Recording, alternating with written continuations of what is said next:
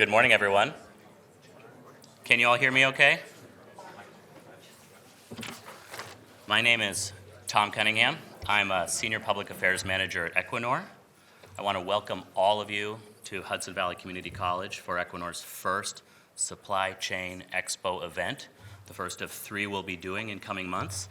Next one in New York City in February, and one on Long Island in March. Really appreciate it. I'm going to give you a quick intro, but what I want to do is to start with a fun video to get us going, if you can roll it. What does repowering America mean? It means creating a just transition for workers and new careers in the energy industry of the future. It means investing in innovation and technology to once again spur manufacturing in the United States. And it means working with communities to ensure the full potential of this new energy source is met. The world needs climate solutions now, and Equinor is ready to lead the way. Our values shape how we engage with society and coexist with others. An international leader in energy, Equinor is building renewable and low-carbon energy solutions around the world. Our Empire Wind and Beacon Wind projects will power millions of homes with renewable energy produced off the northeastern shores of the United States. We don't have time to wait. Equinor is leading the way towards creating a renewable energy sector right here in America right now. Equinor, shaping the future of energy to get there together.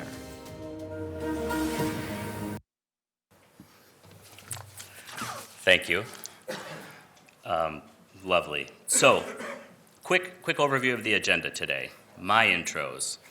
Elected officials will give some presentations. VIPs will give some presentations. We'll do 2 panels, one on supply chain and one on workforce and labor. I just want to give you that quick summary, but there is a QR code on your folders that has the full agenda there.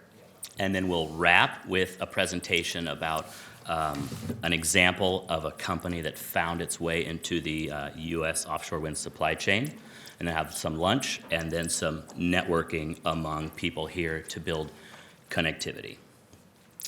Also want to mention that if you need Spanish translation, we have that available. Just raise your hand and some staff in the red shirts will come and find you and assist you. We have interpretation available. So far, we think we're okay. And with that, let me just begin with a quick introduction about Equinor. I'm not sure a lot of you know what it is, but it's a Norwegian-based company, 50 years old, been working in the US for the last 30 years, been working in international offshore wind development for over 10 years, and starting in 2017, our offshore wind journey in the United States began. We see ourselves as a company rooted in the oil and gas business, but committed not just to being part of the energy transition, but really to help lead it. And our offshore wind work in the US is really exciting and a really big part of that. We are bringing, with these 2 projects, Empire and Beacon, to New York State 3.3 gigawatts of power. That's equivalent of about 2 million US homes. But we also know we have to bring so much more than that. New Yorkers and New York State expect us to help develop the industry of the future, and that means helping to provide the supply chain and the workforce for all of New York and all New Yorkers, including up here in the capital region. In that vein of inclusive economic development, our project will bring, in addition to that electricity, $2.5 billion at least in economic development for New York State. It will bring $52 million in community benefits, which will help in specific regions where our projects are located, but also in workforce and supply chain statewide. $25 million in regional environmental research to help answer the questions around offshore wind and what it means, and significant investments in the industry itself in the name of the South Brooklyn Marine Terminal, which will be our operations and maintenance base for the projects, as well as a staging facility for our projects and then other projects that will be coming to New York. We're also working right up here with Marmon and Welcon to bring the first wind tower manufacturing facility right here at Port of Albany. Congratulations, that's an amazing delivery to bring. Not an easy one, very excited about it. And jobs, over 500 full-time and I think 1,500 just for Port of Albany and South Brooklyn Marine Terminal jobs that will be working on our projects, but I see those jobs as permanent in that those workers will move on and serve the other projects that come down the line. So the other thing we want to do today, besides introduce Equinor, is to frame and help demystify and accelerate the advancement of the supply chain here in New York. And lastly, we want to build connectivity among all of you here as we are all players in that work. So we understand that as Equinor, as a developer who has been given the privilege, the responsibility to help develop these big offshore wind projects, that we can't just be part of, but we have to lead the advancement of this workforce and supply chain. We do not presume to have all the answers on how to do this, but we know we have to work together to get there, and I feel that the real ambition for this expo and the two we'll have downstate are to help clarify those questions and collaborate together on the answers that we need to achieve. So that's my Equinor presentation, and I'd like to turn now the floor to some very important officials. First, we have State Assembly Member John McDonald here to give some opening remarks. I'm sure he's no surprise to all of you, come on up, but he's serving his 5th term in the New York State Assembly, representing the 108th Assembly District. Within this district, his hometown, Cohoes, where he previously served as mayor for 13 years. Today, Assemblyman McDonald focuses his work in local government, healthcare, and small business. Round of applause, please.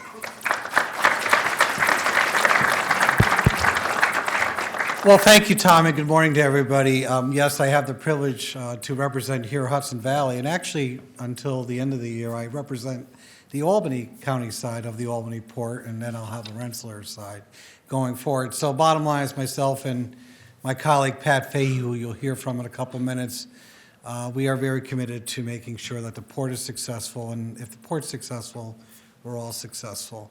You know, it's interesting, it's a very exciting time. I remember years ago when we started this energy behind renewable energy, and we heard about, there's going to be some offshore wind, which is great. You know, it's good for New York, it's good for everybody. And then it dawned on us saying, wait a minute, there's going to be a lot of jobs associated with this down there, but are there any jobs up here? And lo and behold, we have a beehive of activity going on in the Port of Albany. As a representative, particularly the south end of Albany, we've been looking for opportunities like this for our community members to have career opportunities. You here as potential partners, not only here in the capital region, but probably also across parts of the state, have an opportunity to take your skill set, expand your businesses, but also to employ the people we represent. From my perspective, this project has so many positive check marks, so many win-win-wins. I want to thank Equinor for putting this together. I want to thank all of you for being here. We all need to be successful in this venture, and I think, provided looking at the large group that's speaking today, they're going to position all of us to be best informed, to make the best decisions so we can achieve that success. So thank you very much.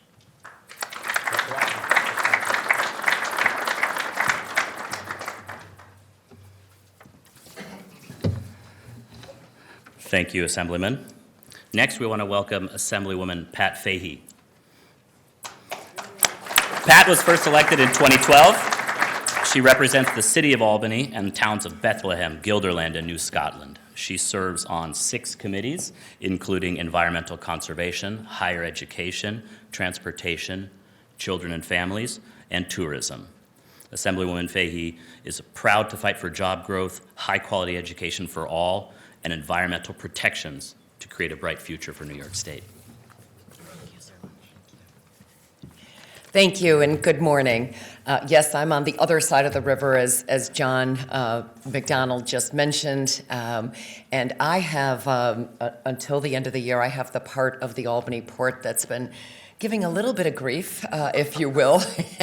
So I'm here to make sure you know how enthusiastic and how welcome you are, despite the couple of hurdles that we've had to overcome with one of our towns, Bethlehem and Glenmont. Believe me, I assure you, despite those hurdles, there is still tremendous, tremendous excitement over this project. And come the new year, as John mentioned, yes, all of the port will be in my district except the one town, interestingly enough. And of course, redistricting may change anyway. But the future is now, as we just saw on the video. In 2019, I can remember going to so many press events in support of our climate goals, or what's known as the CLCPA, which is the Climate Leadership and Protection Act. And those were somewhat lonely press events. Often you have to elbow your way, and there's dozens of members, and you can often barely get a turn. There were only a couple of us often at those events, and this was passed, the CLCPA was passed just in the very waning days of 2019. Since then, we've had a horrific pandemic, yet the momentum has continued, and it's just hard to believe that here we are with so much excitement in the air, so much investment underway. I was told this was really a regional and local forum to really encourage local manufacturers and suppliers, and one of the first people I met was from New Orleans. So thank you for traveling so far from this conference, and it's great to see the enthusiasm from really all over the country, because we are so committed to this, and the workforce is something I think a day doesn't go by.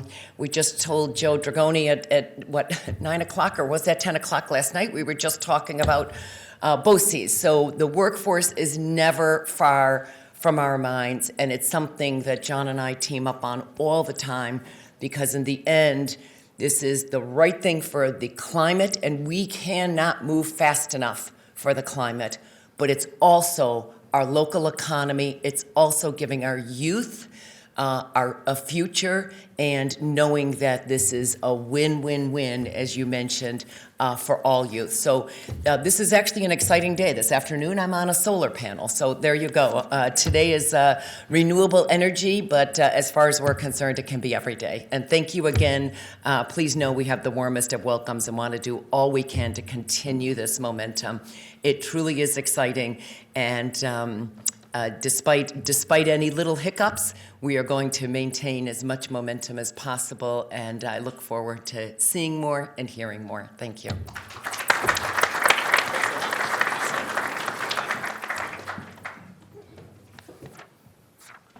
Thank you, Assemblywoman Fahey.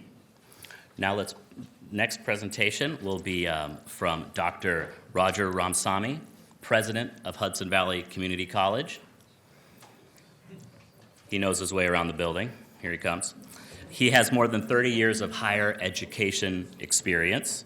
He serves on the board of directors of the World Federation of Colleges and Polytechnics, as well as on the American Association of Community Colleges Commission on Structured Pathways, where he previously was a commissioner for academic, student, and community development, as well as diversity, inclusion, and equity, an important topic for our industry as well. Thanks, Dr. Ramsamy. Is it Ramsamy or Samy? Ramsamy. And while you're here, let me also say that we're very, very grateful for the use of this facility and your staff that have helped make it the event that it is. We really appreciate it for this event and for your work helping lead the workforce of tomorrow. Thank you. Thank you so very much. And good morning to all of you. I love those smiling faces that I'm seeing right now. Thank you all for being here with us. I wanted to start off by just saying this. It's a little quote from Henry Ford that says, "Coming together is a beginning. Staying together is progress, and working together is success. You heard it, collaboration, and all the words that says we couldn't do anything alone. For a lot of the companies that are here, it is because, and our legislators, it's because of all of you, Hudson Valley is able to do the things that we do. Did you know that this college was established for the returning Korean war vets 70 years ago? That was the purpose of this college. And did you know what the preparation was? It was indeed the creation of electricians and HVACs and machinists, mechanics, plumbers, semiconductor manufacturers. That was the purpose of this college. When offshore wind became a topic, Hudson Valley was the first to land on the doorsteps of Welcon in Denmark, Marmen in Quebec City. First to respond. Why? Because we knew that we are the epicenter of what happens when it comes to producing the workforce of this region. If you want workers, it's Hudson Valley. Go around the capital region. 97% of our graduates stay right here and work for the companies in this region. When you walk around and ask anyone, chances are more than 90% of the folks that you would find working in the skilled trades are coming out from Hudson Valley Community College. Therefore, our response to you is for you to tell us, what do you need? What do you need? That's how we operate. What is the necessity of offshore wind? What does offshore wind? And we can respond very quickly, unlike any other institution. Just know this. When we heard about from Marmin and Welcome the needs, within 1 year we established a welding center that has tripled, that's in 2021. Today, we have tripled our enrollment in that center already. Know this, that we can respond very quickly, and it is you who have to tell us how that happens. I want to say this. Baby Ruth said, the way, eyes are not too good. Baby Ruth says, the way a team plays as a whole determines its success. You may have the greatest bunch of individual stars in the world, but if they don't play together, the club won't be worth a dime. And some of you know that. If you're following the World Cups, you saw what happened to Brazil.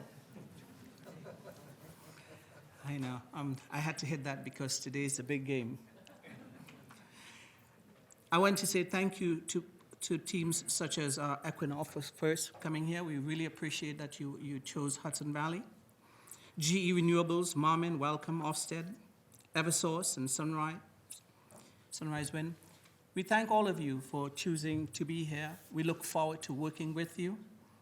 And we will do and change anything that we can to support all of the industries around. To our legislators, thank you for your support. Welcome, good luck, have a fun day here today. Thank you.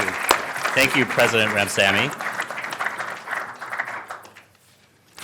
Next, I'd like to introduce Joe Canovis. Are you here? Awesome. Nice, here he comes, Special Counsel for the New York State AFL-CIO. Joe advises on the organization's operations, lobbies the executive and legislative branches of New York State government, and oversees the organization's appellate advocacy. Joe represents workers on the Board of Governors of the New York Compensation Insurance Rating Board and the Board of Governors of New York Black Car Operators Injury Compensation Fund. We're so grateful you could be here. Thank you, Joe.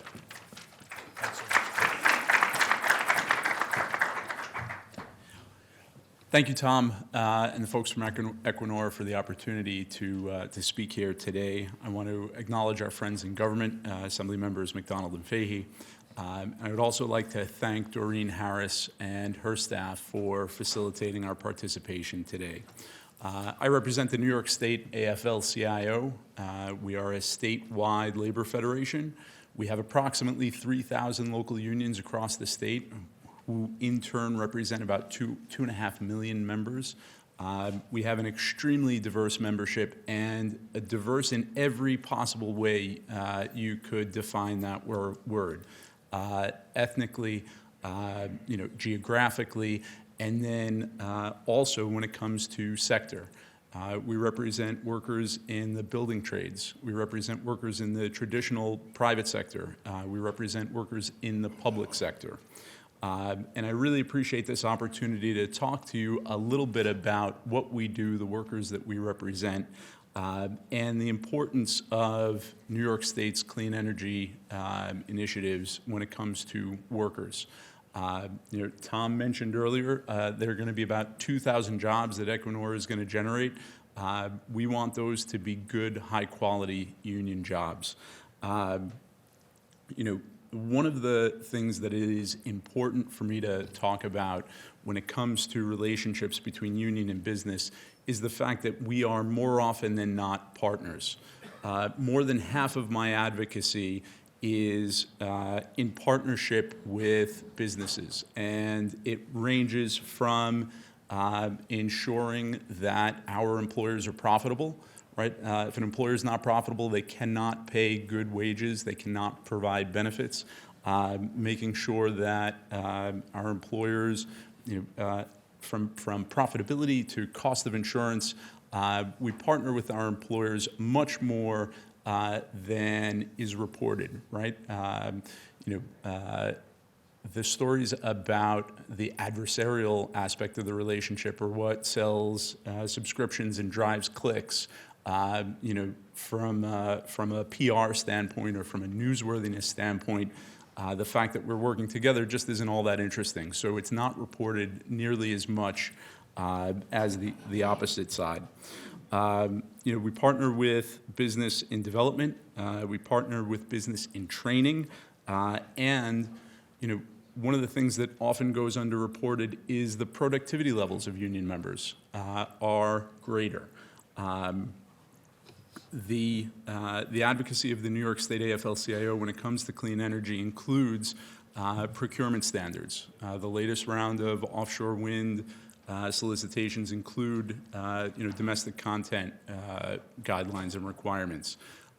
And we have several international unions and dozens, if not hundreds, of local unions across the state that represent workers in manufacturing. Some of those unions are represented here today. My union siblings from the IBEW are here in the second row. I encourage you to network with them and speak to them during the breaks. If there are any other union reps present, I would ask that you raise your hand and identify what union you're from. Sir? Ironworkers? All right. Anyone else? All right. I would also like to acknowledge, the presence of Elliot Cresswell from WDI. WDI is the Workforce Development Institute. They are our workforce development and training partner. They're represented here as well. I would encourage you to seek these folks out and speak to them during the breaks. Please consider me a resource. I've asked the folks from Equinor to share my contact information and really look forward to continuing the partnership with you all. Thank you.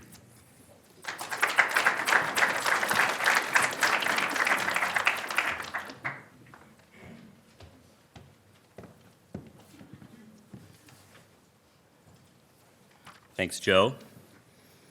Next up, we have Michael Frame, Senior Vice President and COO for Cindy Omegan, Director of Energy and Corporate Services for the Manufacturers Association of New York, or MACNY.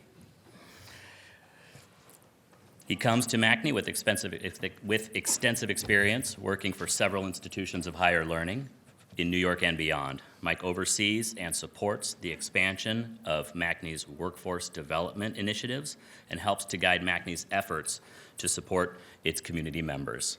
Thanks, Mike. Thank you.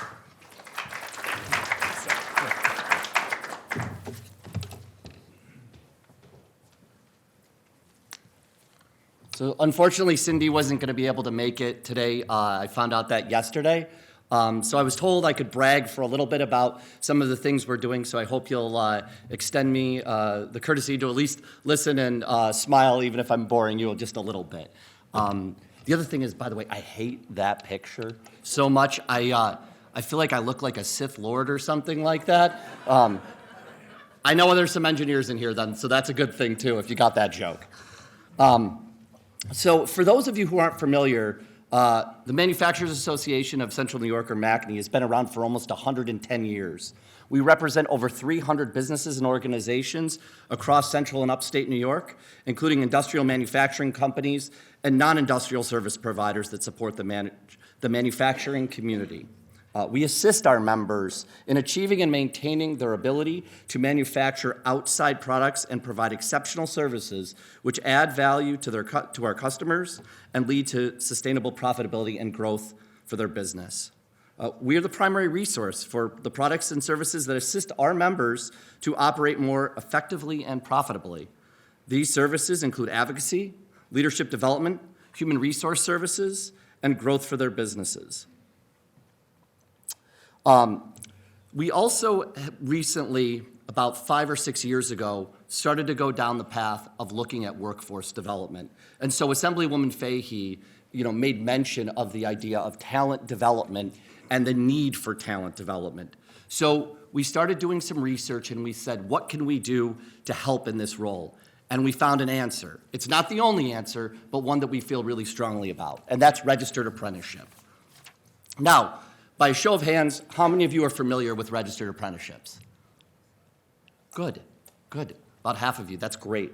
So registered apprenticeships are earn and learn models that are an attractive option to the modern worker, because instead of attending college full-time, taking on debt, and working assorted part-time jobs to put oneself through college, a registered apprenticeship allows an individual to go right to work while simultaneously learning to achieve an industry credential, and in some cases an associate's degree and beyond as well.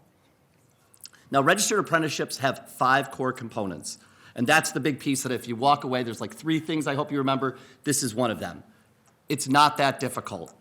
All you need is a business that wants to be involved and have a direct mentor to mentor that registered apprentice. You'll need required technical instructions, and you're standing right here at one of the outstanding ones in New York State in terms of Hudson Valley Community College. You need structured on-the-job training. You need rewards for skill gains, so a wage progression. And at the end of it, you'll get a journey worker certification or a national occupation credential.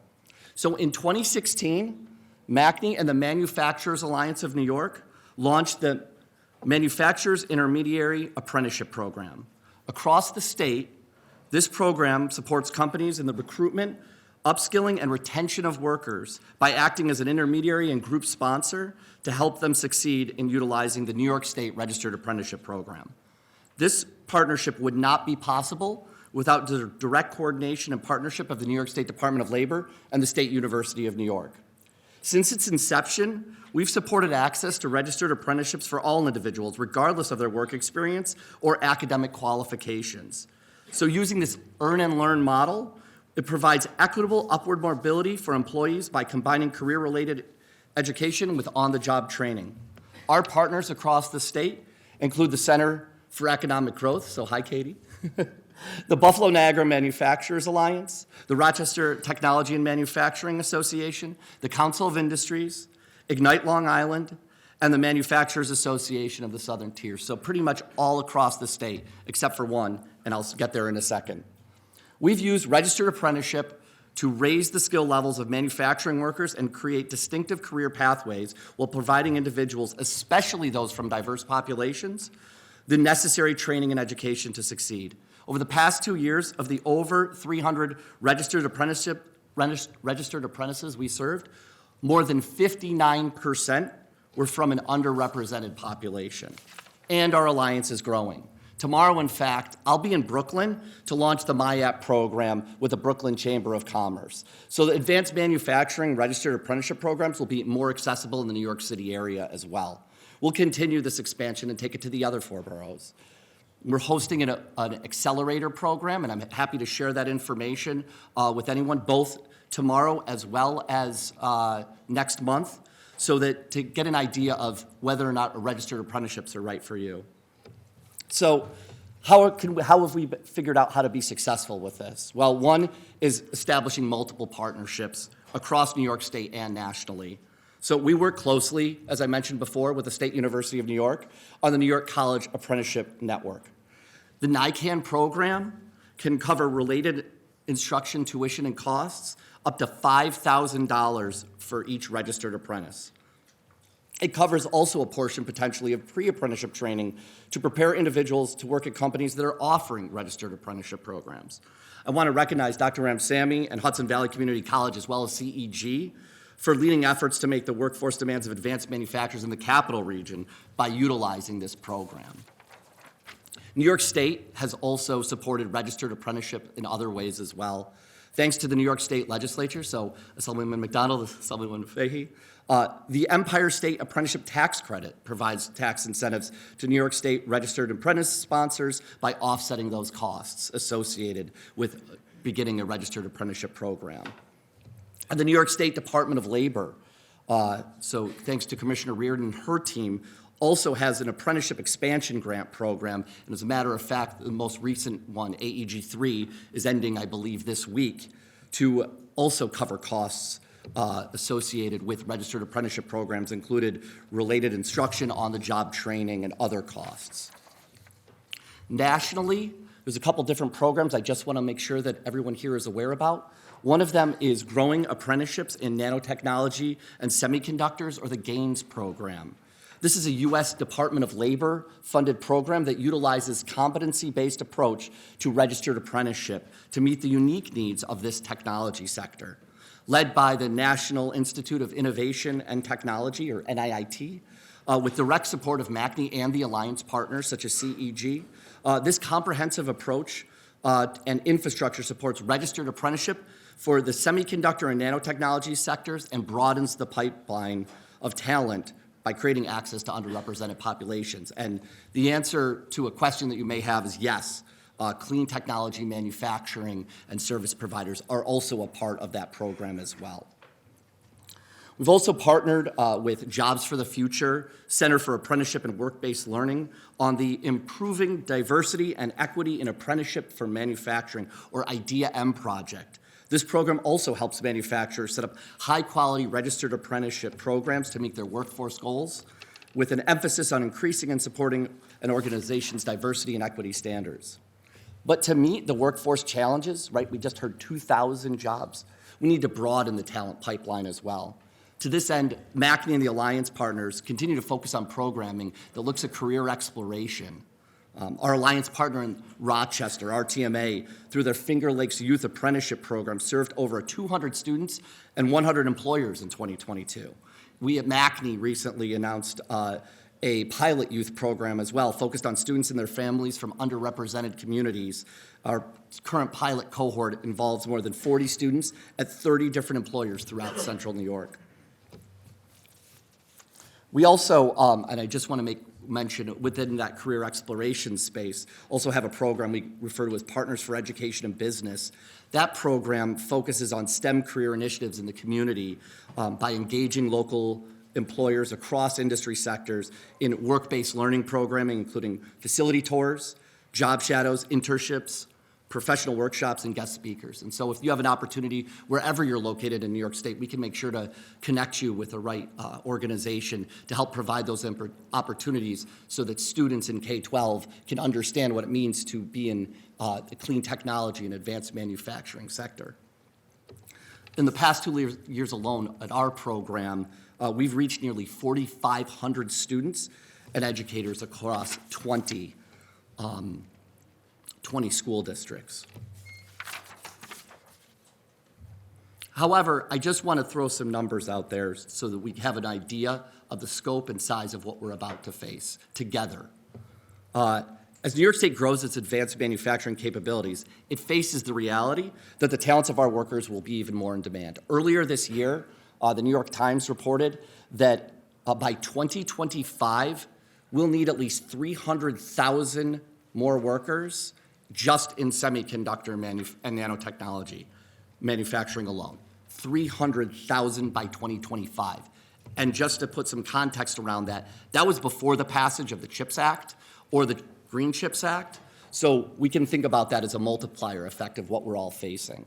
And then just around the state, right, we heard 2,000 jobs with this project. Wolfspeed, 700 jobs, direct jobs in the Mohawk Valley. Edwards Vacuum, that just was recently announced out in Genesee County, 600 direct jobs.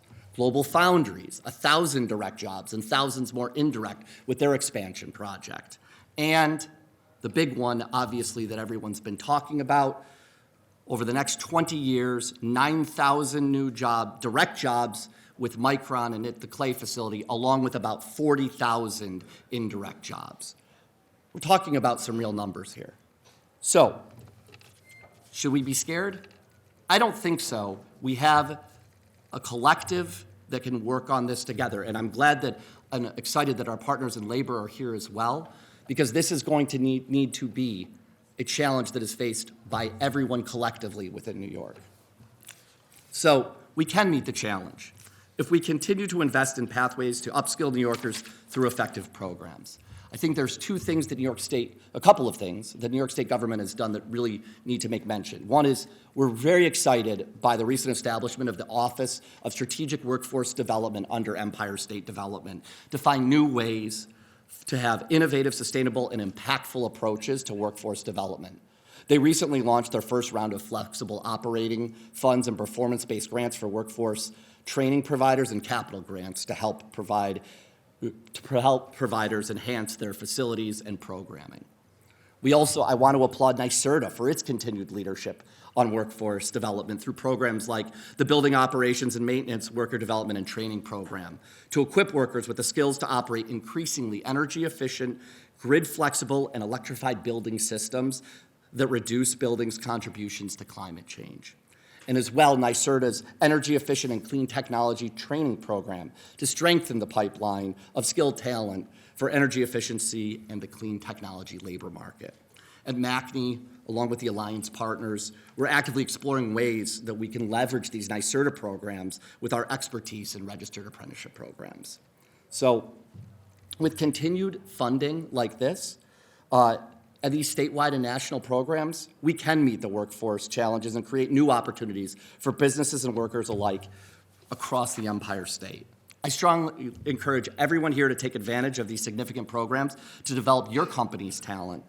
If you want to learn more about these programs or want to be home to one of the Earn and Learn programs, you can please feel free to reach out to me directly at mframe, F-R-A-M-E, at MACNY, MACNY.org, or visit nysapprenticeship.org.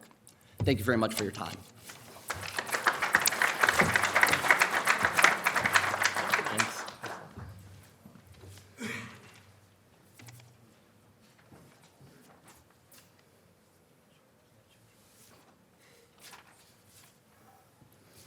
This is what I was looking for.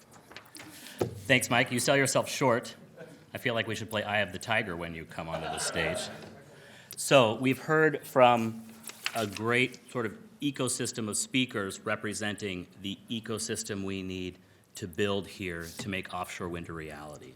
From political leadership to education to labor to manufacturers, and now to present with our keynote speech, Doreen Harris from NYSERDA, which I think in this puzzle is sort of the keystone holding it all together.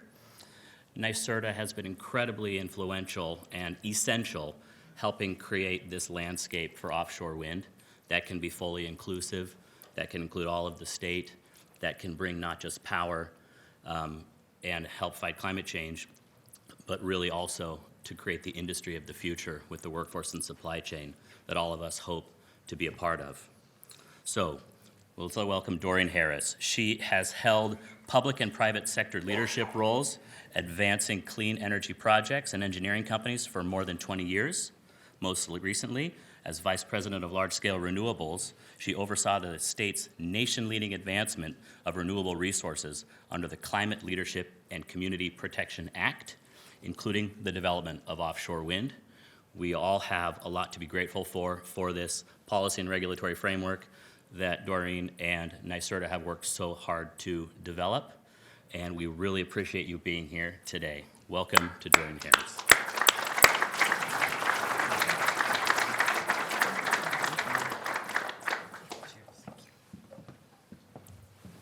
This is the mic. All right. Good morning, everyone. I'm Doreen Harris. As you've heard, I lead the state's Clean Energy and Innovation Agency, NYSERDA. And it's really fantastic to be here and to see so many critical members of the offshore wind industry that we are growing right here in New York State. I have to tell you, I just came from the Nicaea conference where we were talking about distributed solar. I understand Assemblymember Fahey's going to be heading over there shortly. And it's just so exciting to see, from the smallest distributed solar projects to the largest offshore wind projects, this ecosystem building by literally leaps and bounds here in our state. And so it's really exciting to see this juxtaposition literally in one morning. So certainly, President Ransamy, thank you for, where did you, you're not here. I thought you, he left. All right, well, listen, I've been talking to President Ransamy for literally years about this opportunity and really making Hudson Valley a central linchpin to the investments that we are making here in the capital region. So I think no better place to be having this convening than right here. And I mentioned Assemblymember Fahey, but also McDonald, you too. Capital Region representing here. I'm loving it. I'm loving it. So congratulations to both of you in seeing this industry grow. And I'm always happy to say thank you to the partners here in New York State, Equinor and BP, who are building, if you didn't know this, the largest part of our offshore wind goals here in New York. And really committing to doing so in a manner that benefits New Yorkers in the same way that we are partners to Equinor and BP. And so I'm excited not only at this convening, but also for the investments that Equinor and BP are making in New York and continue to make at scale. So here we have major companies that are building 3 of New York's 5 offshore wind projects. And that's a huge percentage not only of our goals, but the investments that we will see as a state. So we have the largest development portfolio of offshore wind in the nation, more than 4,300 megawatts of capacity that anchor what is truly this game-changing resource here in New York. And when I say game-changing, that's really what it's all about. When we think about the ways in which we will achieve the goals of New York's climate law, offshore wind is full stop the reason that we can say in 2030 we will reach 70% renewables, and in 2040 we will reach 100% zero emission resources. Offshore wind presents the opportunity not only to rapidly and at scale decarbonize our grid, but the reason that we're here today, it creates this essential and critical opportunity to build a supply chain and a workforce that is truly domestic. And so for New York, that's why offshore wind is so critical, not only to our goals achievements, but also to realize the benefits of what is this mega investment that we are making as a state. And so as I see Equinor really building this framework, it's exciting to see this happening, not only here in the capital region, but really all across the state. In fact, in New York City recently, we launched the Offshore Wind Ecosystem Fund that is focusing on how to bring this industry forward in a manner that assists and focuses on communities that has historically been left behind. And that is a central goal of New York's climate law, is that we can't continue to do things the way we always did them before. We have to think deliberately about the investments that we're making, the people we're reaching, and frankly, the benefits we're providing in order to ensure that not only this central topic of equity is addressed, but that we don't always do what we always did, that we think deliberately about the ways in which this new resource will be brought to bear. And so when we think about New York's climate law, that's really central to our work. And now we see that same focus really brought forward through the federal policies that are being advanced nationally, in which we think about the fact that we can truly decarbonize our economy, but we can do so in a manner that benefits underserved communities at scale, all at the same time. And so I co-chair New York's Climate Action Council with DEC Commissioner Basil Sagos, and we are about to have the very last meeting of the Climate Action Council. Not that I was counting, but 3 years in the making. We have this amazing climate law, and now we are about, on December 19th, to vote on a final scoping plan on time, I would say, no small feat also, but what this scoping plan lays out is the real critical question of how. So New York has an ambitious climate law. Many areas of our country increasingly have ambitious goals, but what we in New York are able to do is to actually say how. How do we get from here to there, and how do we do so in a manner that puts equity at the center of our investments? And so, when we finalize this scoping plan, what you will see is that it lays out not only a pathway, but really launches even further investments, further scale, and further commitments from the state of New York in the coming years to achieve its ambitious outcomes. And so when we think about this moment in which we as a state have such tremendous momentum that is now further bolstered by this incredible commitment that we've seen from the federal government, both in the form of the Inflation Reduction Act and the Infrastructure Act, we can see this momentum really scaling up. We are truly at an inflection point. And in New York, our offshore wind program, as I have said, is a major reason why I have strong confidence that we can really accomplish these objectives.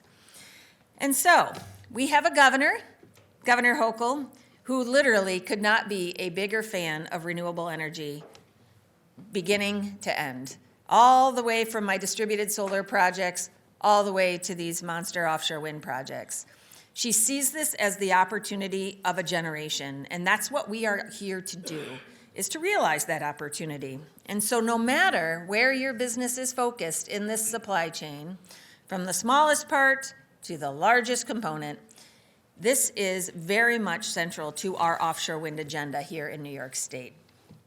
And to realize this inclusive green transition, we have to be deliberate in our actions, as I had indicated.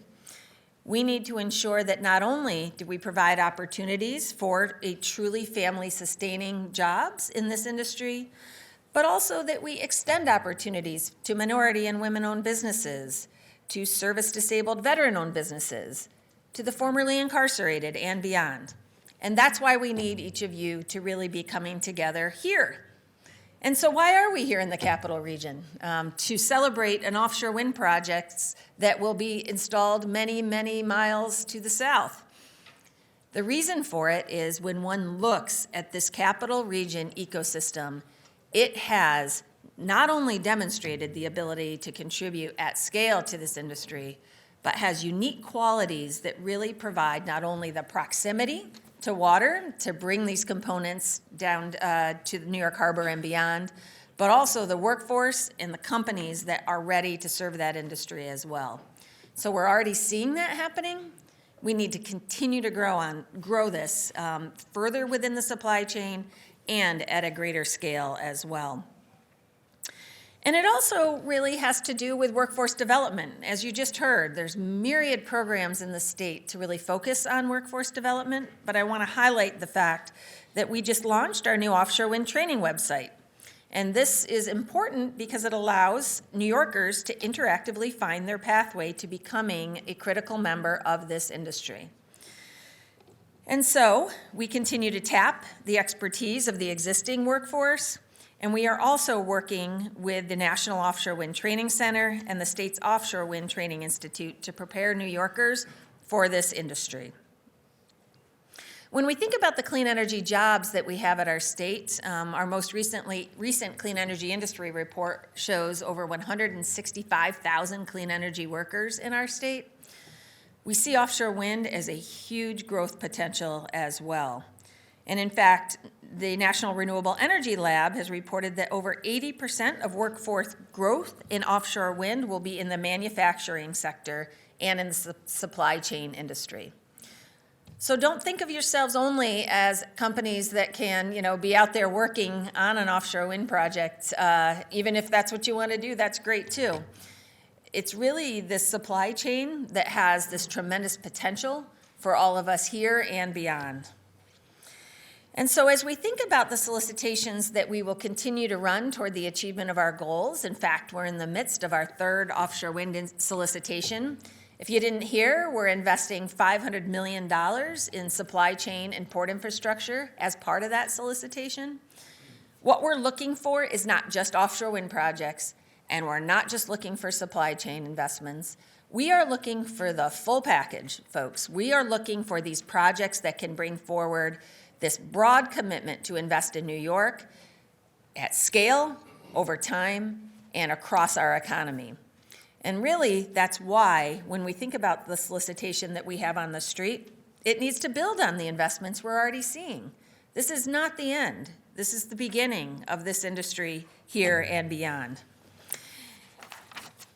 And really, when we think about how we in New York can support this industry, I want to note that it isn't just New York projects that you can support. There's also, I know, New York is always leading, but there are other states following, and those states need supply chain investments as well. And so it is the case that these projects can really serve not only our own projects, but what is going to be dozens of projects advancing up and down the eastern seaboard over the coming decade and beyond. And so, as I see it, we are literally experiencing history in the making here. We in New York have reached this point as the result of what has been an amazing series of collaborations, partnerships, commitment, and innovation now represented in this industry here in the Capital Region and beyond. And certainly, under Governor Hochul's leadership, this commitment will only grow. And so, I tell you this because these actions will only come to fruition because of each of you. That's really what we need to happen here. We are not, as I said, just setting goals, we seek to achieve them.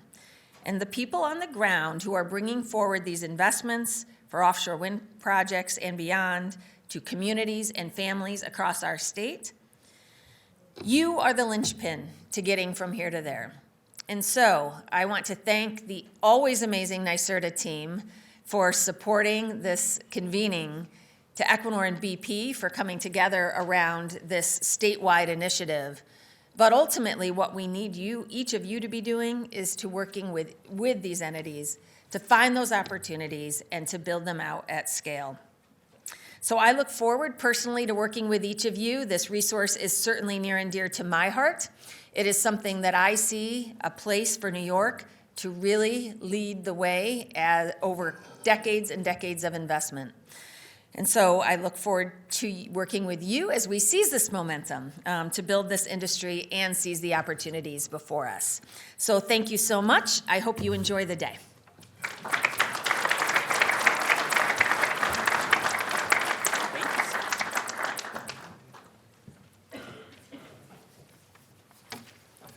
Thanks, Doreen. So that's great, just to end on that note of collaboration. It's so critical. And so let's get into the details.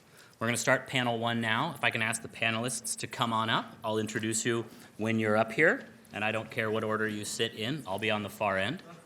We're going to first talk about building the supply chain for offshore wind. As I mentioned, Equinor, with our 50-50 partner BP, are bringing 2,000 or so direct jobs, permanent and short-term, but that is just part of this big ecosystem of which the supply chain will provide the majority of those positions. Come on up.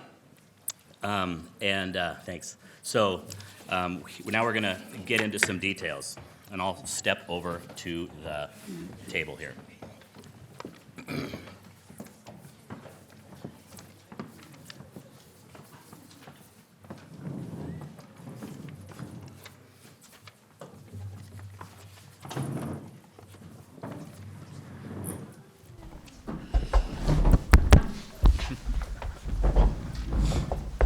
Thanks, everyone.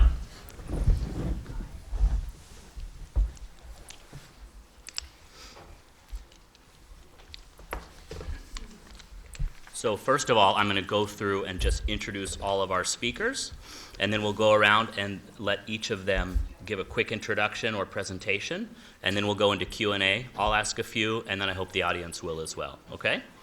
So, starting, just because you're first on my list, Emmanuel Martin Lazare, Director of Business Development for Nexans. Emmanuel leads Nexans' development on electric grid, interconnectors, and offshore wind transmission markets in North America. His responsibility includes developing relationships with developers, regulatory agencies, public stakeholders, and various other private stakeholders, running the market intelligence, including public offices affecting those markets, and guiding the business group in the development of value propositions specific to the U.S. market. And then, from Marmon, Mathieu Giroux. He's the Director of Purchasing and Supply for Marmon. He manages the teams responsible for purchasing, customs, logistics, and inventory management for all the company's facilities. His role brought him around the world to find the best partners to support Marmon's growth and international activities. Then from Vestas, we have Jason Sterling. He's the Director of Engineering, Procurement, Construction Operations, and Offshore Construction. Say that 3 times fast. Jason has been in the construction group at Vestas for 11 years now, some roles even including the management of all onshore site execution teams. His team has managed more than 7 gigawatts of Vestas-supplied turbine installations throughout Canada and the US in a single year. Then, representing Edison Schwest, we have Michael Braid, VP of Renewables. He is originally based in the UK, but has been working within the offshore wind sector since 2007. As Vice President, he specializes in his company's renewable energy activities. And last but not least, we have Harriet Green, my colleague, Operations Manager for the Empire and Beacon Wind projects here in the US. She comes from a mechanical engineering background and has spent the last 9 years working in technical and project management roles in the offshore wind industry, predominantly focusing on operations and maintenance for operational sites and development projects. No small feat. So let's get into it. I'm going to pull up my notes. So why don't we start with you, Emmanuel? And let me just turn it to you to explain a little bit about your company. What we want to do in this panel is demystify the supply chain, talk about how companies can get involved, and discuss some of the opportunities and challenges we face collectively. Yep, your slide is next. Go ahead. Next slide. Voila. Hi, I'm Emmanuel from Nexense. Just at a high level to start, as you heard from Doreen, in the renewable space, you go from the smallest, which is distributed solar, to the biggest, which is offshore wind. And it's important to understand that because it will help you understand and have a healthy respect for the timeline of offshore wind. Offshore wind is big. It requires massive capital investment, not only by developers, but massive industrial and vessel capital investment by the Tier 1 OEM. So we are facing long timeline. And so everybody has to have stamina and be patient, but it's coming. My firm, for which I've been working, I'm based in Charleston, South Carolina, as you can tell by my accent. And I have some colleagues in Boston and some colleagues in New York, including Okura, who is our procurement manager. So for those of you who want to discuss with us what can be done, can you raise your hand? He's here this afternoon. Our focus is on submarine transmission. You can produce all the energy in the world offshore. If you cannot bring it to shore except electrolyzing the little fish, it's not very useful. So what we provide is the offshore wind transmission that we're using massive cables at 320,000 volt in DC or 245,000 volt in AC that will bring the power to shore. Imagine you have one transmission line that can carry 1,200 megawatt in DC, or 2 or 3 transmission line in AC that carry the 1,200 megawatt. So we are talking big stuff.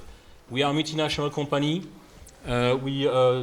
If I translate from euros to dollars, we do about $6.5 million of sales with 25,000 employees.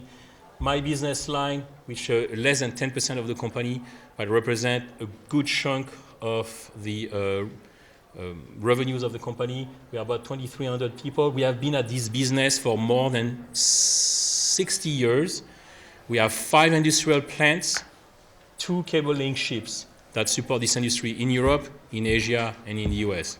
The biggest market being Europe and the US for now. As I said, we have multiple industrial sites. 4 of the main sites are one in Norway, which is our flagship facility, one in Japan on interconnector, one in Belgium for underground cable, and one in the US in Charleston. But we have also regional office, and we have created our execution office for offshore wind in New York, based in New York City, where we're going to manage all the projects we have. Right now in New York, we have about 3 projects officially that we have been awarded out of the 4 projects we have been awarded, and we expect some more. Where we stand, as I said, is that we are in the transmission world, which is a complex supply chain because you need to have industrial assets, you need to have vessel assets. We do design, engineering, manufacturing, transport, laying, burial remediation, and commissioning. And for each of those activities, we need to have supports from Tier 2s, OEM, and subcontractors. Themselves need Tier 3. So I just wanted to say that it's important is Tier 3s might have difficulties to figure out who they should talk to. Eventually, the Tier 3s, their customer will be the Tier 2. But if you don't know where you stand, go talk to the Tier 1. We will get your name, and then we will figure out to whom you should talk to yourself.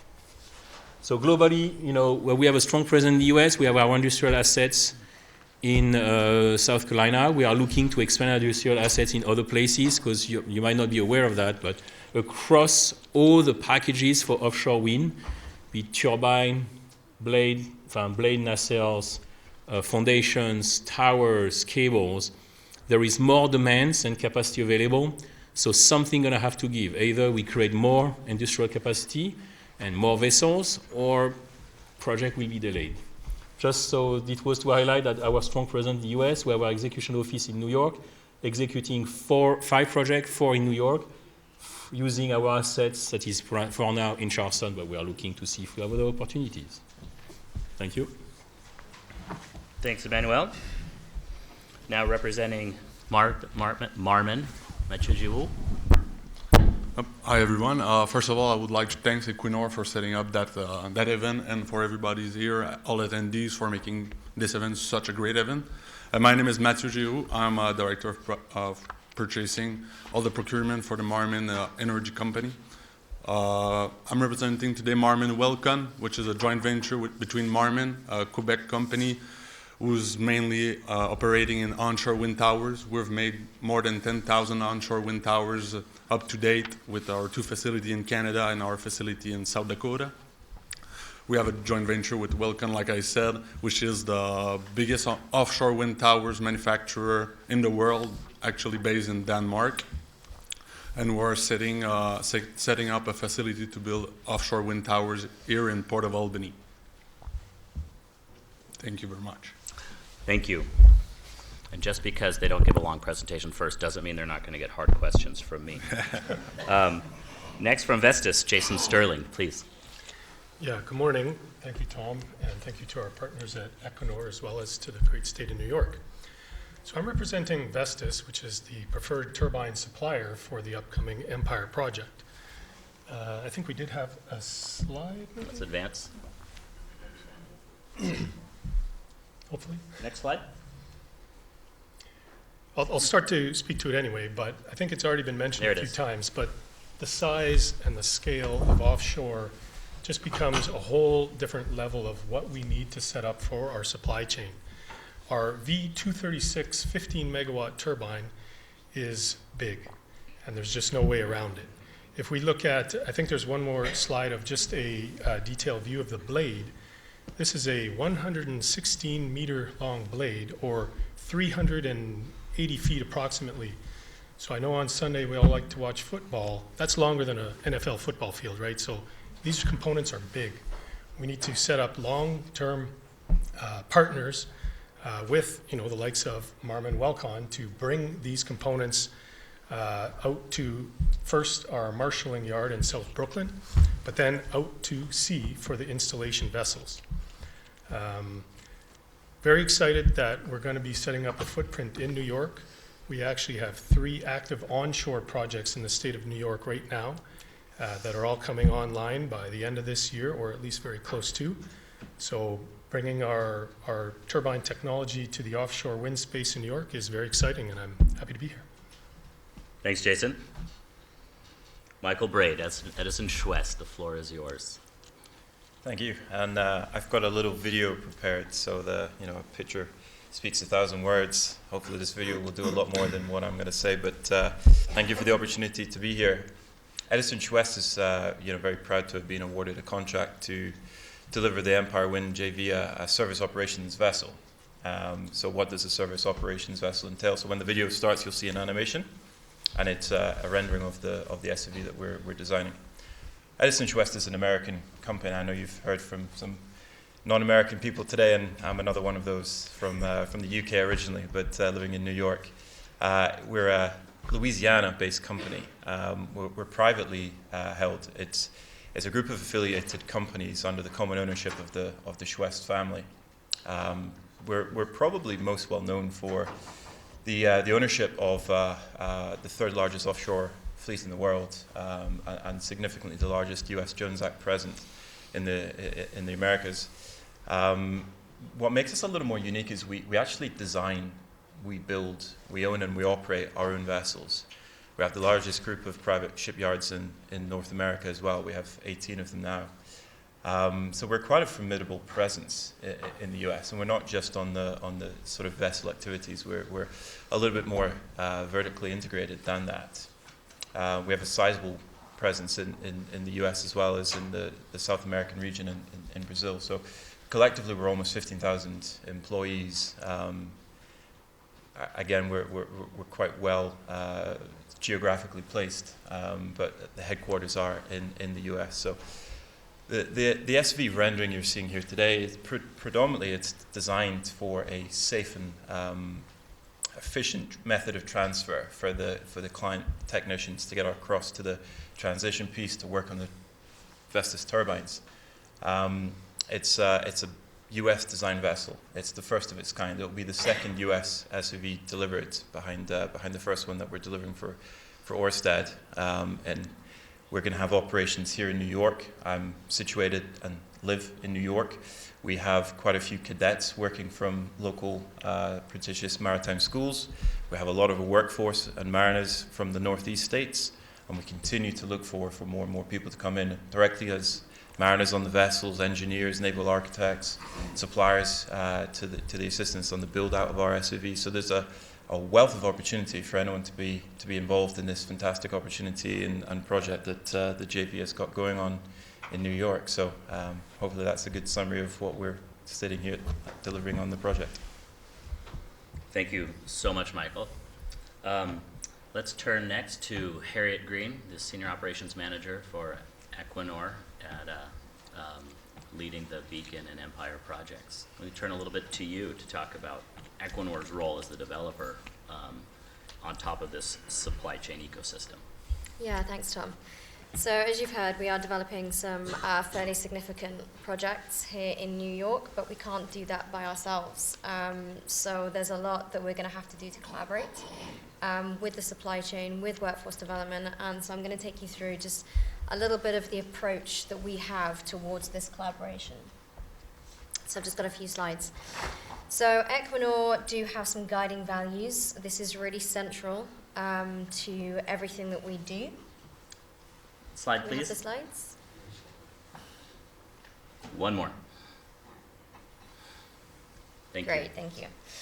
Okay, so we do have a vision as a company which is shaping the future of energy. We do come from a historical background in oil and gas, but we are very much committed to doing the right thing and moving into low carbon solutions, including renewable energy.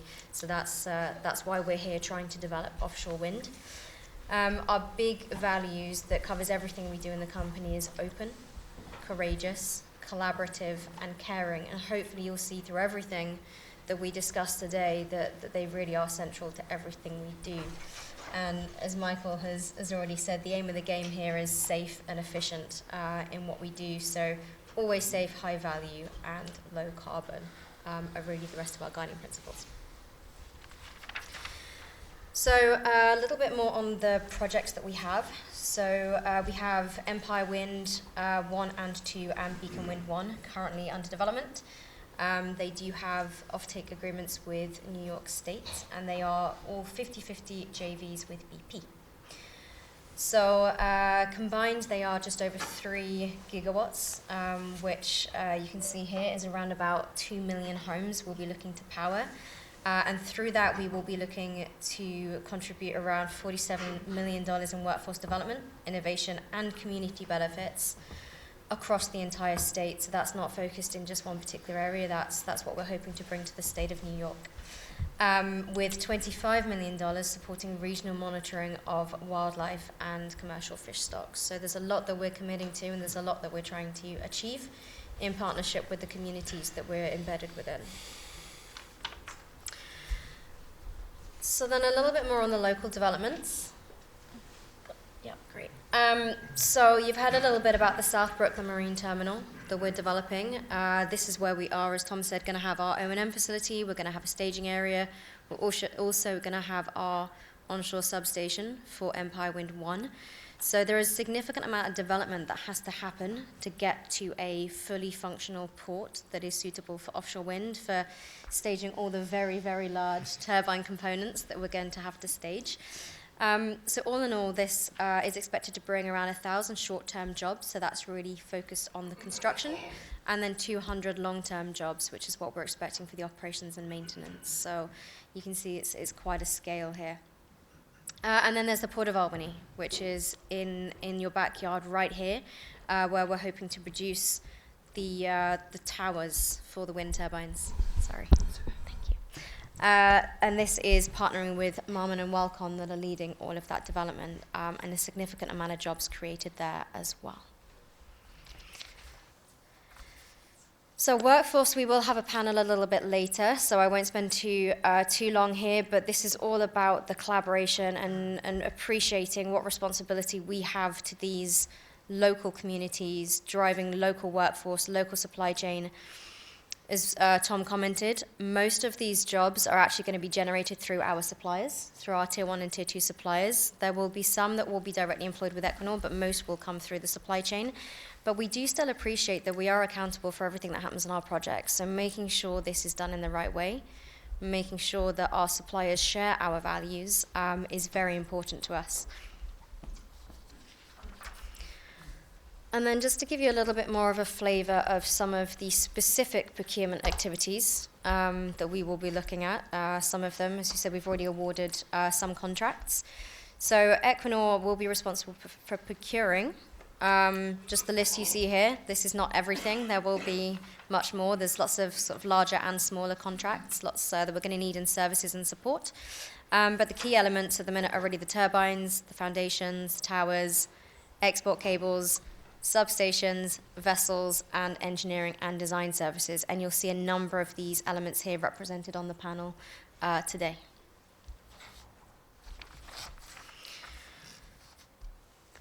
Then a quick nod to some of the ongoing work that we already have. So largely these are still projects that are in the design phase, but we have had some physical, real work going on out there in the ocean, and that's really around our survey campaigns. So there's lots that we've already had to rely on, and these surveys will be ongoing throughout the life of the project, actually. So all of the different phases will require support from vessels for these survey campaigns. So that's just one element that it gives you a little bit of a flavor of what's to come. And then finally, just a bit of an overview of some of our current suppliers and partners. So this is just a list here of some of the contracts that have already been awarded. So again, if you want to get a better understanding of who the Tier 1 suppliers are and Tier 2 to Equinor already, that you can be looking to collaborate with and partner with for further development, this is just a list, again, some of them represented here on this panel today. Harriet, thanks a lot. Thanks to all our panelists. So just to dive right in, we're going to go about 30 minutes of Q&A and break for a coffee break. I'm sure folks would love a little caffeine at this point. Just hang in there. So first, we've talked a little bit about what your company's role is in this New York offshore wind chain. But let's demystify it further. You know, can we talk a little bit more about what we mean by tiers, as Emmanuel sort of helped to crack? And I guess most importantly, what are the specific challenges and opportunities as you see it for establishing a local supply chain for offshore wind, specifically in New York? Let's start all the way at the end if we can and come my way. Go ahead. Sure. On our side, talking about tier, we're a company that is a tier 1, so we're working directly with the OEM, which here is Vestas. So we're building towers for Vestas, in which we need some tier 2, and that they need some tier 3 too, so we can produce our product. Talking about offshore wind towers, that's a huge component that we will be manufacturing that contains a lot of component inside, which are platforms, electrical components that can be for sure made local, made in US, and that there's a good challenge in the supply chain that we would really use a local supply chain on those components. Many of those components are actually made overseas, so that's where we see that a local supply chain could be established where we could save on transportation costs, because for sure in the wind industry, cost is a huge constraint. So for a local supply chain that cuts on transportation fees, there could be a good opportunities there for a local. Great. Sorry. Thanks. Emmanuel? Hi. First, on the tiers, I'll make it simple, the exception being Marmon, welcome. Yeah. Usually, tier 1 means the subcontractors or the OEM that are contracted directly by the developer. I say Marmon is a bit special because they are contracted by another tier 1, the turbine manufacturer, but they are still a tier 1. So usually tier 1 are those that are contracted directly by the developer. Tier 2s are those that are contracted by the tier 1. The tier 1 under the big package, which is foundations, the turbines, the foundations, the offshore substation, the transmission system. The tier 2s will provide the subcomponents, which would be secondary steels, certain elements that goes into the turbine, certain services, ancillary services, or product that will be used for the transmission system, like support vessels, guard vessels, crew transfer vessels, logistics service vessels, electrical subcontractors, for instance, in our case, that will support our jointers. They will pull the cable under our supervision and provide helpers and their own jointers to do the jointing work with our OEM jointers. And the tier 3s is those that are contracted by the tier 2s. So it can be in the world of transmission where I am, like those are going to provide, for instance, road closure services, security services, catering, some tertiary, I would say, steels that are needed, for instance, for the underground transmission. I can't speak for the turbine manufacturer, but you have the general ideas. Here is the issue in principle that I see is, as I said, you have to have a healthy respect of the timeline of offshore wind. From the moment you have a lease to the moment you are in the first energization, it takes a decade. From the moment a preferred supplier agreement has been signed with the tier 1 suppliers to the moment they execute the installation and buy the tier 2s, and the tier 2s buy the tier 3 packages, it can take 5 to 6 years. It doesn't mean that you have to abandon all hope. It just means you have to be steady. Because if you are not in our database, if we haven't created a relationship with you, we don't know that you exist, and we will need you. Also, the challenge it creates, especially for the tier 3s and tier 4s, is you don't know who to talk to, and we might have a hard time to figure out who you are. So go talk to the tier 1. We will not contract you directly, but then we will tell you, those are the tier 2s you should talk to, or we will remember your name, and we will talk to our tier 2s and ask them to speak to you. And that's why, I was saying that our procurement manager, Okura, is here. Don't hesitate if you're a tier 3 or tier 4 to go talk to him. We will not procure from you directly, that is true, but then we will be able to guide you and tell you who you should talk to.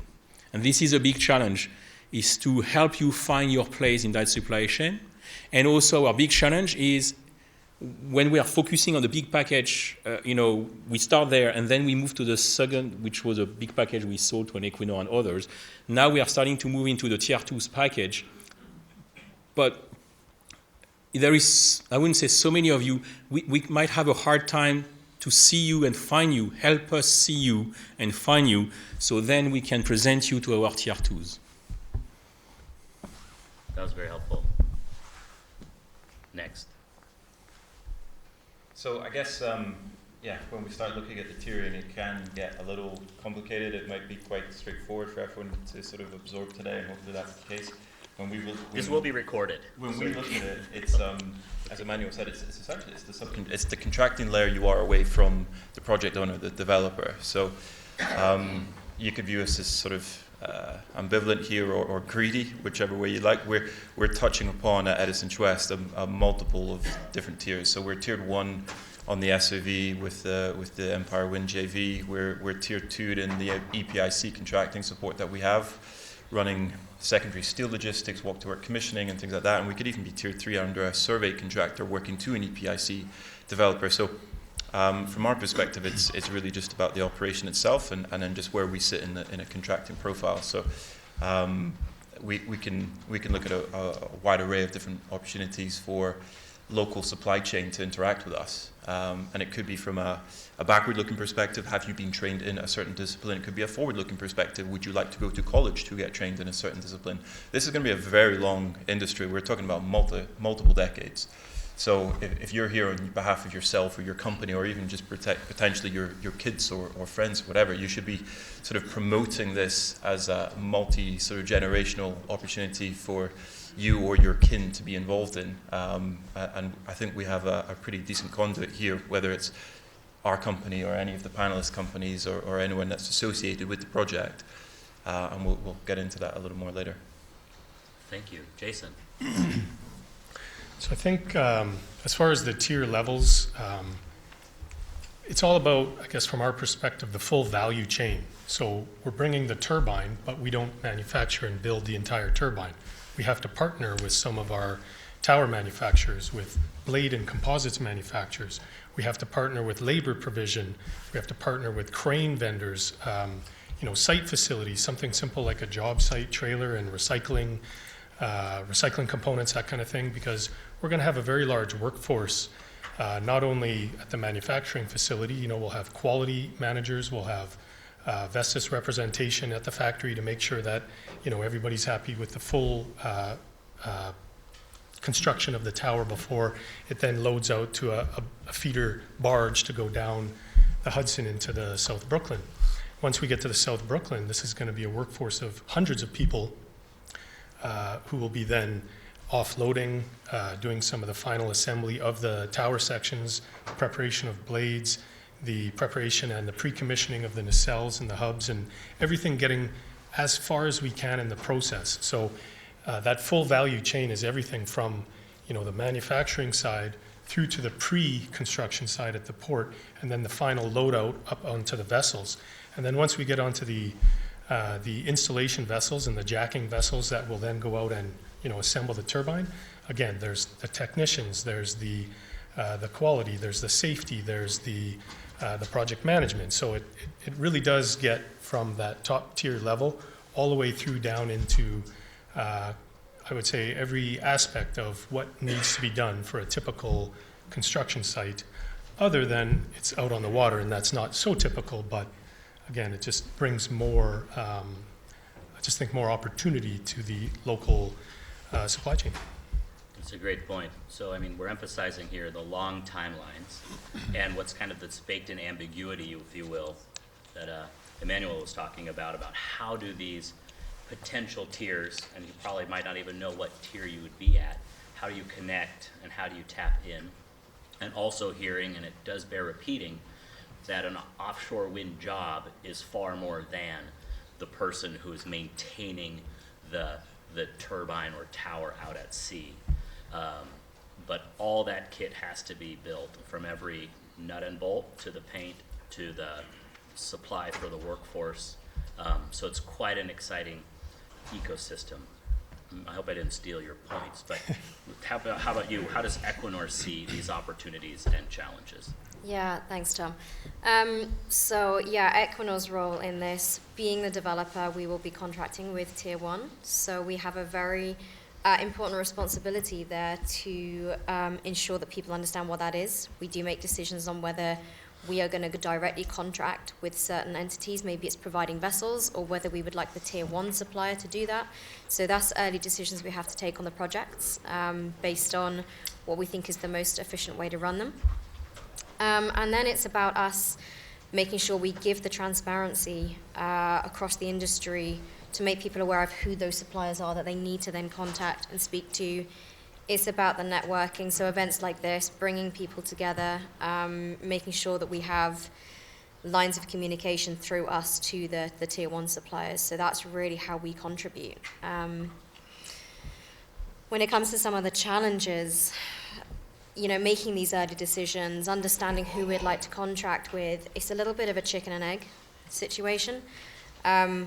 We know we're going to need particular services. We know we're going to need particular things from our supply chain.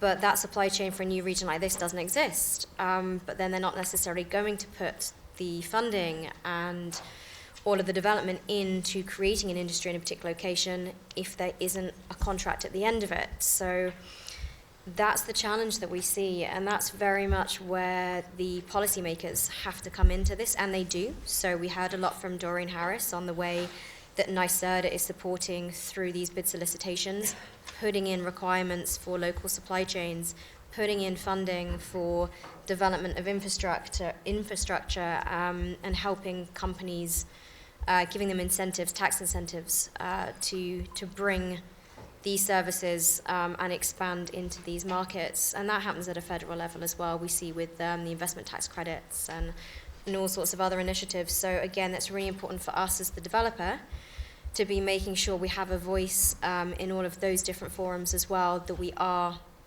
speaking to the legislators, helping them understand the challenges for the supply chain, for the workforce, to make sure that all the support is there to drive this local development. Thanks. So taking it a little bit further, Equinor Equinor BP as the developer partners, or Equinor as the operator, sort of leading that team, sets certain terms and standards which suppliers have to follow. In other words, how does a developer how does a developer sort of help implement policy all the way down the supply chain? Are these obligations or requirements? And furthermore, related question, are there certifications, et cetera, necessary to become a preferred supplier? Yeah, that's a really good question.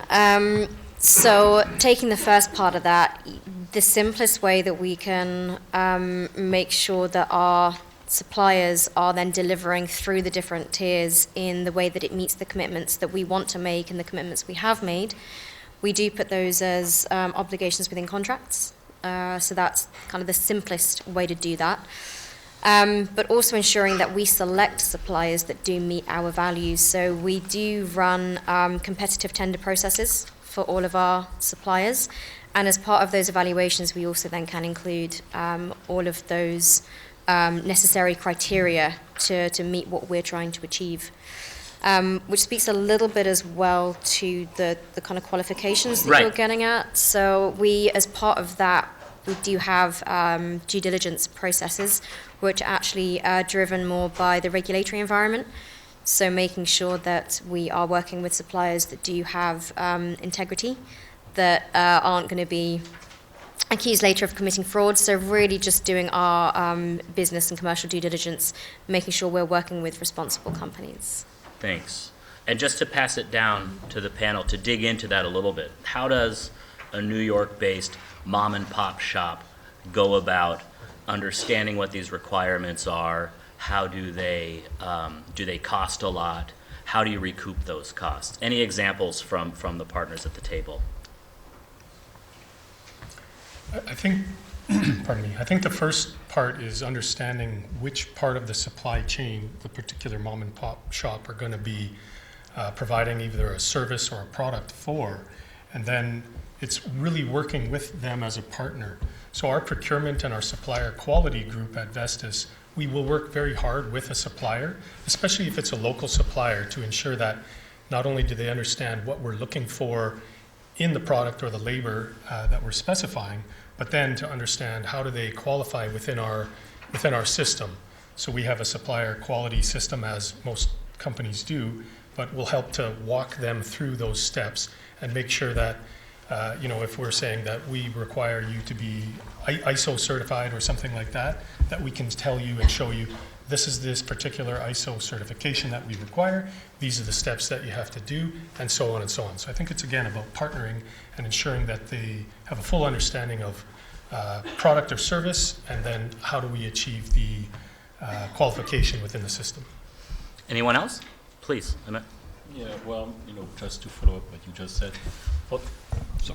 For the mom and pop shops, the difficulty is that, tier 1 OEM like us, we have a qualification process that might look onerous. So, as was just said, we're going to walk you through the process, and we have to recognize and be cognizant of the fact that certain element of our qualification process might be too heavy for you, so we might make certain exception, knowing that we're going to follow you very closely. Because let's say if you're a mom and pop shop and we ask you for ISO 9001 certification, for a company that is 50 people or more, it shouldn't be a problem. But maybe for a smaller company, it might be an issue. So we might grant exemption. We will, of course, audit you. We will follow you more closely because you don't have all the certificate in place. But we will make allowance to the fact that you don't have a huge structures, that we cannot expect the same abilities to deliver the qualification package to us and a bigger company, so that you can participate. Thanks. Please. On our side, for sure, we see that a mom and pop shop could have a great contribution in our supply chain, like we used to when we opened our shop in South Dakota. We're a company that loves to go with our partners. We love partnership. We look forward for partnership. So for sure, like Emmanuel was saying, when you're talking about a small mom and pop shop, that might be hard, having ISO 9001 certification. That's where we want to work closely with you to make sure that we help you in those steps, and having you an exemption or even having you certified. And just so to have a bit more of an understanding of the supply chain there on the internal example on the offshore wind towers, it's always different depending on the OEM. So Vestas have some requirements, GE would have some, every OEM would have some different. So that's where we play as a bridge company, where we can help you get certified, and that's where a mom and pop shop sometimes are so close to having the ability to do those kind of components, but are just not aware of how to do those. So we're playing there as a bridge company where we can help you get certified, get a good understanding, and make you jump in the supply chain. Thanks, Mathieu. Anything from you, Michael? Yeah, and I think obviously hearing from the major manufacturing and the robust quality systems that they have, it's quite clear that there's a bit of rigidity that has to be followed. And on the construction of our SOV, we'd fall into the same bucket. So we have very specific regulatory guidelines that we must adhere to for the construction and employment of a vessel offshore. But there's also a bunch of other activities that we're looking for from the States. The SOV is going to be calling in every 2 weeks. It needs consumables. It needs to have a lot of port side infrastructure support delivered. It needs to have ropes, open dope, chandelier items. It needs to have even just, looking a little bit back into the logistical support element, safe, secure parking for mariners who are getting to and from, bus logistics and things like that. So there's a wealth of other things that probably a lot of supply chain here in New York already has. So it's more about, as the first point you made, attending events such as this, understanding the whole holistic arrangement of an offshore wind farm and where your service or your individual skill set can best sit in and add value to whatever area of engagement you're looking to support. So That's really helpful. Now, this is hard for me as the middle of 9 children, it's true. I'm going to relinquish the microphone. So we have 2 colleagues, Malaysia and Sebastian here, who've got these mics. Raise your hand if you have a question, and we'll have someone run over to you, and we'll make sure, everyone who'd like to speak gets a chance to. Malaysia, can you start with this gentleman in front here? If you don't mind, just to give folks a sense, because they might want to schmooze with you later. Introduce yourself. Hi, I'm Arnold Baker. I'm CEO of Black Marlin Marine, which is a vessel operator and primarily in the Gulf of Mexico now. I'm actually here wearing the hat. I'm on the board of the New York State Black Business Alliance. And just in summary, I'm excited about what I'm hearing, and I just wanted to make sure that I'm understanding that in summary, each of you has said that with regard to small business development, you're willing to meet with small businesses, identify what their capacities are, also inform them of where they may fall short, and then help them to evolve to the point where they can participate. Is that what that my general appreciation? That's great. That's great. Good deal. Well, because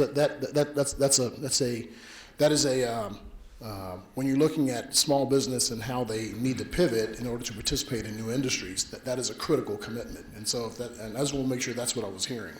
No, thank you for basically challenging us to meet that.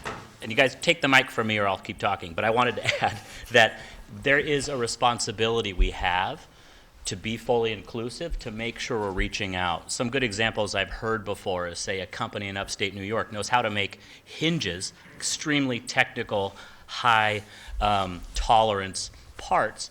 How do they know what they could retool to do for offshore wind? How do you find each other? Or an LED manufacturer in Illinois wondering how they could provide their lighting solution, or what do they need to do to have a lighting solution that could be part of that supply chain? Any response to that question about how are we out there trying to identify and help create that connectivity? So I can maybe give a little input. One thing I just want to highlight here is there's been a lot of talk on the development side, manufacturing, but there's different parts of the value chain here for an offshore wind project. You know, the life cycle goes all the way through from engineering, manufacturing, construction, through to operations. And you're looking at very different scales within each of those phases. So a lot more of my focus is on the operational procurements, which tend to be much smaller scale, but over a much longer term. And there it is easier for us to work with smaller, more local companies, because you don't necessarily need to have that same scale. So that's really what my group are currently focusing on. Obviously, we have the tier ones taking care of the next tiers during the construction, but Equinor are still then doing a lot of heavy lifting in trying to work with local suppliers, both to make those connections, but also for all of the operational procurements we're going to need over the next 30, 40 years. And that's where we actually have the benefit of time to be engaging with the smaller businesses to say, look, this is what we've got coming up. These are the scopes we're going to need. If you did want to participate in these areas, this is where you need to be positioning yourselves. So that's a lot of the work that we do today, is we do meet with a lot of smaller local suppliers just to give them a heads up on where we need to be to give you time to position yourselves to be a provider for Equinor. Thanks. Next question here, and then to you, sir, Malaysia back there, and then Sebastian right here first. Thank you. My name is Anthony Esponda. I'm a business representative, IBW Local Union number 3. I represent about 20 manufacturing companies in New York and about 50 supply shops. So we're very interested in becoming part of the supply chain. From what I'm hearing, and thank you for the panel for demystifying a lot of truths about the supply chain. But what I'm hearing is it's going to be about 4 or 5 years before the tier 1s and tier 2s really are going to need the tier 3 manufacturers, or the ones I represent. Is that more or less correct? Directionally, you are correct. I mean, it depends the states of the project are in. I mean, the Empire Winds project are ahead of the curves compared to others, for instance. But directionally, you are correct. And the name of the game will be patience, patience, patience. If you are patient, you participate in all those events, you connect with the tier 1, maybe some tier 2 that are already connected with the developers, talk to NYSERDA too. Yep. Then you will understand where you stand in the timeline and where you stand in the supply chain. So I'm going to make myself connect with everyone that's up there at the panel today and I'll give you a list of my manufacturers, a list of the supply companies that I represent, and so that this process, even though it's 5 years down the line, hopefully we can start and work and develop this partnership today. So I appreciate you guys being here. Actually, you're a bit lucky for Empire Wind, it's more like 3 years. Go ahead, please. Yeah, the other thing Mathieu. Yep.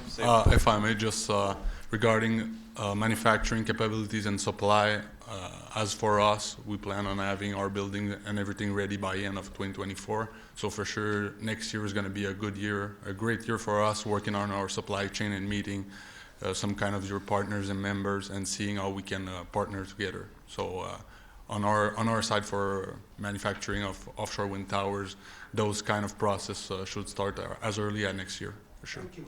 No problem. Michael? And yes, and even though there may be some years away from the tangible resource being allocated, it's worthwhile getting in touch as early as you can, because there are some procurement activities that take a long period of time. So patience is, as Emmanuel said, is definitely a necessity, but getting in early as well, I would encourage that. Get meet the right people. You might have to go through some quality onboarding or some adjustments, some training in-house and things like this. So it's definitely worthwhile getting in quite early, and we'd love to hear from you further. Thank you.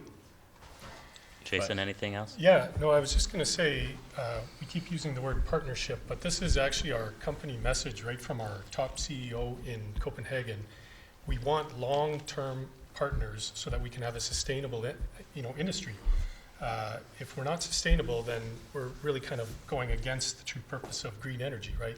So we need to work with the local vendors to ensure that we're sustainable and that we're, utilizing resources the most efficiently. So the partnership and, right to one of our core values at Vestas is collaboration. I think that's how we will identify the need and then identify who can fill that need is by collaborating and then partnering up. So patience, but also persistence, and then just an endless amount of flexibility, because this is organic and is not locked in and systematized. It's pretty exciting. Sir, question for you, or from you. Thank you. Hello, and good morning. I'm Carlos Flores. I'm with the Center for Economic Growth, and thank you very much for the conversation and getting it going. And you said persistence.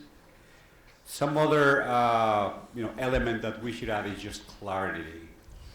So just like going forward, we meet with small, medium manufacturing companies, and their perception sometimes is like, oh, these guys was just fishing, right? So they're just asking me, what can I do for them? They're just asking me to tell them what my capacities are or my capabilities are, but I don't know what the heck they want.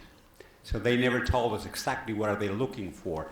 So, more than making this one about the past, about going forward, it's just be clear on what you guys are looking specifically from each of the small, medium manufacturing companies, so you can have that feedback on whether they can or cannot assist you. I think that everyone is excited. Wind energy, solar energy, it's been something that it's been on the works for decades, so this is nothing new. And always is like an on and off. I think that the only difference is that now federal government and state government are putting their money where their mouth is. So this is going to happen. Persistent, but also clarity, I think that will be great for our small, medium manufacturing companies in the capital region and in the whole state. Thank you. All right, sir, question in the back. Thanks, Malaysia. Anyone over here for the next one while we tee up? Okay, I got two more myself.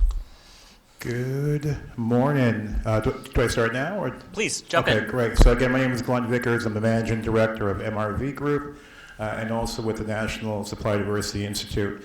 We've been really locked in with the offshore wind industry across the U.S. the entire time. So I have two questions. Question number one, what are the, the committed MWBE SDVOB utilization goals for this project, number one?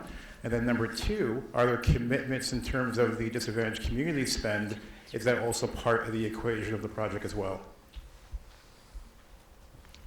Very good, very hard questions. What do we got, Harriet?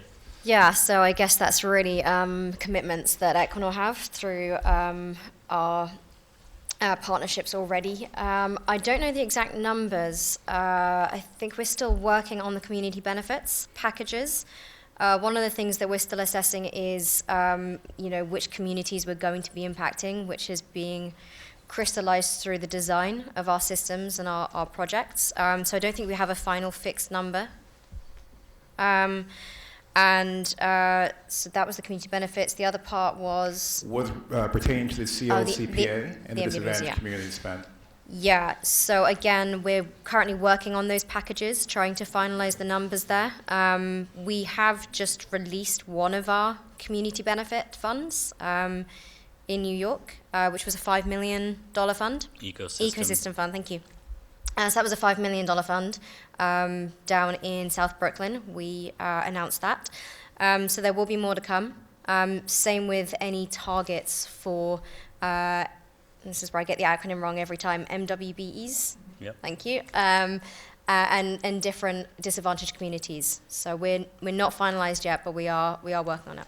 Right. No. I think it's the last moment, just one last quick note. I think when we look at small and diverse business, at the end of the day, they're all New York businesses, right? Small, medium, large, whatever it may be. So I think when we look at the pathways for opportunity, I think we should also look at non-certification and certification, because many businesses need to be able to get into the pipeline to then afford to be able to pay for the support services for certification or a bond and all the things too. So again, thank you. You guys are doing great work. Thank you so much. Hey, Jennifer, you're our Community Investments Manager. Can I put you on the spot to talk, just to speak for 1 minute, a little bit about how we recognize this very clear expectation from New York State and New Yorkers to be inclusive and to deliver benefits alongside the electrons? Thanks, Sebastian, please. She will kill me. She does not know this question was coming. No, totally fine. Yes, so at Equinor, we have been working on our community benefits, social investments, workforce development initiatives, training initiatives, education initiatives. We are focusing on disadvantaged communities in a tri-regional area, not just NYC, but we're trying to expand all the way across the state. We are, like Harriet said, we just kicked out our $5 million ecosystem fund, which Doreen referenced in her speech as well. We're also working on an innovation accelerator down in Brooklyn. We're working on other community initiatives in Astoria, in Long Island, on Long Island, and down in New York as well, and up in the Capital Region. We're working on a training facility initiative to help build the workforce. And all of these, with all these initiatives, our focus is disadvantaged communities. And something that I really focus on with this are wraparound services, mentorship services. It's not enough for Equinor to just provide scholarships or build the infrastructure. We have to focus on attraction and recruitment, bringing people to these programs that we're supporting and funding. And not just that, but a successful graduation class, getting more people in them, but through them as well, so they can actually start in the workforce. So that's where our wraparound services and mentorships will come into play. And then we're also working on the supply chain factor of that. How do we make it a holistic approach and have everyone on board with us? So also trying to factor that into the tender process that Harriet spoke of, making our suppliers that are awarded contracts with us responsible for either recruiting out of these same programs or feeding back into them, whether it's mentoring or sponsoring a learner or just donating to the facility. Having that workforce development plan come from us, but also the supply chain as well. Thanks, Jennifer. That's really helpful. And again, this is a 30-year time frame. We need to get it right. But those questions are very valid and very welcome. We have time for one last question.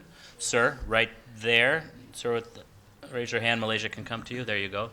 And then we'll wrap. Sure. Thank you. Michael Perrin with New York State Senator Neil Breslin's office. So real quick question, very broadly for the panel, talking about workforce. What sort of percentage or what sort of hole do you see in the need for labor in terms of skilled construction trades versus professional services particularly upstate New York, capital region, but of course across New York State? It's a good question, and we can also try to crack that nut in the next panel as well. But please jump in, folks, if you have any feedback. Jason, you look like you're clawing for the mic. Nope. I don't know about clawing for the mic. Percentages, I don't know if I can give percentages of the kind of the hole that we're going to be in. But I mean, internally, Vestas, we know that we need not only the technicians to be working on the components in the ports, but we will need to build up our construction side of the techs that are going to go out and do the installations, but then the O&M side. So we're going to be here for many years on the operations side. So straight technicians, we have a lot of positions to fill. On the professional side, of course, we'll need project management. We'll need everything down to bookkeepers, accounting, and everything. So there's a lot of positions that are going to start to get filled over the next few years. Thank you. Anyone else? Michael? Yeah, I mean, we don't have the grandeur of the major manufacturing hubs that my peers alongside me have. They're multi-billion capex investments into the industry. We're building a vessel, so we pale by interest, dare I say. But we are striving to sort of look at how we can create another hub that we have in Louisiana, closer to the forefront, the approximation to the wind turbines themselves in New York. So whether it's naval architecture, design engineering, professional services, or those that are looking to support the vessel from an onshore perspective, or those that are looking to operate and navigate the vessel from an offshore perspective, we're trying to grow that footprint in the state of New York. This year alone, we've made 90 trips to different job fairs, scholastic training sites, and we're trying to increase that footprint of local mariners from the state of New York and surrounding states, and we'll continue to do so. And a comment back to the gentleman who asked the preceding question, and also since Arnold's made his long voyage up all the way from New York. From New Orleans. I've actually known Arnold a little bit of time, so we work closely together. And if anyone is looking for some minority or underrepresented support, I think he's an excellent person to reach out to, and we'll continue to work with him. But and I appreciate the irony here. We have a predominantly male, fully Caucasian panel here, and we're talking about something which is DEI, and it's quite a sensitive topic to broach, but. We have to start looking at how we can put together the structure to allow underprivileged or underserved communities to get into an industry, which I think is going to be so rewarding over the next multiple decades. And we have a DEI committee that we've established in Louisiana. We made a very sort of strong drive recently. About 6 years ago, we started a sort of a gender rebalancing in our shipyards. Shipyards have predominantly been male-dominated forever. Who wants to go into a greasy, hot environment and weld all day? And it's been the guys, the blue-collar guys, all these generations. But we're now at about 22% female engineering and disciplines in our shipyards in Louisiana, which is it's still lower than half, but it's actually one of the highest percentiles in the country, and we need to continue pushing that. We need to get more minority represented people into the industry, and we're just, I guess the message I'm saying here is I'm open. We're here to listen. If you want to have a conversation with me, just find myself, find my colleague Jared. We have a booth outside, and we'd love to hear from you. Thank you. I'm going to bring this to a close. You guys have been a very good audience, patient, and very good questions. A round of applause for our panel. And thanks.